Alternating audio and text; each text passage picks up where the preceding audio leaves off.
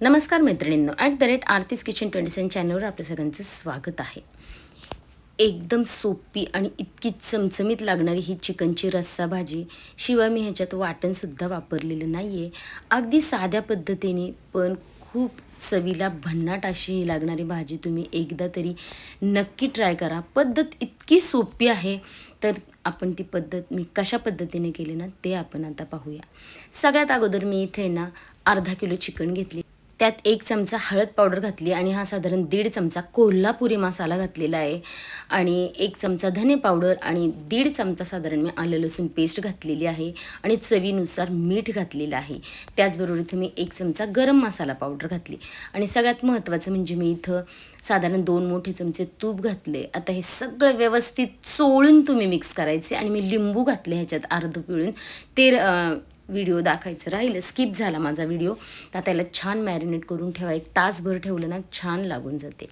आता ही भाजी तुम्ही पूर्ण तेलात किंवा पूर्ण तुपात करू शकता किंवा मी इथं तेल आणि बटरचा वापर केलेला आहे. बटरने ना खरंच खूप छान भाजी झाली ही. आणि मी त्याच्यात 1 चमचा शहाजिरे घातलेले आहे. आता इथं 2 मोठे कांदे बारीक चिरून घेतलेले आहेत. आता हे कांदे आपल्याला व्यवस्थित परतून घ्यायचे आहेत, पण आपल्याला फक्त त्याला गोल्डन ब्राऊन नाही तर एकदम त्याला लाल कलर आला पाहिजे, डार्क ब्राऊन कलर आला पाहिजे. ठीक आहे, तोपर्यंत आपण काय करूया, इथं 2 टोमॅटोची प्युरी करून घेऊया. त्याच्यात तुम्ही कोथिंबीर आणि पुदिनासुद्धा टाकला नाही प्युरी करताना तरी चालेल.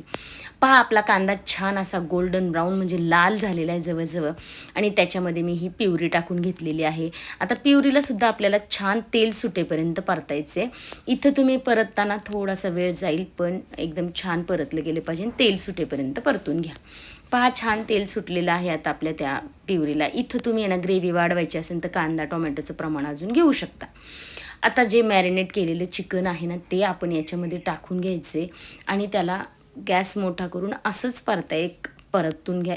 5 मिनटं तरी त्याला परतत राहा, जेणेकरून आहे ना चिकनचे एक्स्ट्रा म्हणजे चिकनचे पीस आहे ना छान त्याला मीठ आतपर्यंत लागलं जातं आणि त्याचं तो अंगाचं पाणी सोडतो. ठीक आहे, पहा मी आता अशा प्रकारे त्याला परतून घेतलेलं आहे. आता काय करायचं, त्याच्यावर झाकण ठेवून द्यायचे आणि त्या झाकणावर आपण आहे ना पाणी ओतून घ्यायचे. बरं, तुम्ही ही भाजी कुकरमध्ये सुद्धा करू शकता, मंद गॅस करून कुकरमध्ये करू शकता. आता हे पाणी गरम झालं ना की हे काढायचे. पहा, त्याला छान तेल सुटलेले आहे आता त्या भाजीला. इथं व्हिडिओत कॅमेरा नीट सेट झाला नसेल म्हणून नीट दिसत नाही आहे, नाही तर इतका छान कलर आला. आणि ही सगळी जादू आहे ना त्या कोल्हापुरी मसाल्याची आहे. माझ्या मैत्रिणीने मला तो दिला होता. आता तेच झाकणातलं गरम पाणी मी याच्यात ओतून घेतले. आता काही नाही, आपल्याला याला एकदम गॅस स्लो करायचा आणि झाकण ठेवून 15 ते 20 मिनटं ह्या चिकनला शिजू द्यायचं आहे. कुकरला तुम्ही शिजवलं तरी काहीच हरकत नाही आहे. 15 मिनटात पहा आपलं चिकन इतकं सुंदर झाले ना, वास इतका घमघमाट सुटलेला आहे. कोथिंबीर आणि पुदिना त्याच्यात टाकून घेतलेला आहे आणि पुन्हा त्याला एकच मिनटं मी गॅस बारीक करून ठेवते. आता मला थोडी थिक ग्रेव्ही हवी होती म्हणून मी असं केले. तुम्ही अजून रस्सासुद्धा ठेवू शकता किंवा त्याला अजून थोडंसं घट्टसुद्धा करू शकता. इतकी भन्नाट भाजी लागते ना, चपाती भाकरी कशाबरोबर सुद्धा तुम्ही देऊ शकता. सगळ्यात महत्त्वाचं म्हणजे वेळ खूप कमी लागतो आहे. जास्त काही वाटण वगैरे करायची गरज नाही आहे, खोबरं कांदा वगैरे असं.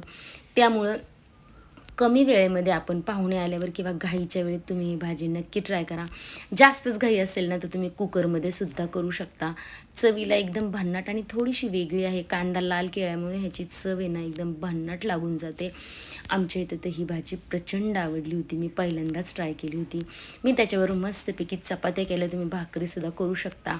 तेव्हा ही रेसिपी एकदा नक्की ट्राय करा. तुम्हाला रेसिपी नक्की आवडेल. रेसिपी आवडली तर लाईक शेअर सबस्क्राईब नक्की करा. धन्यवाद.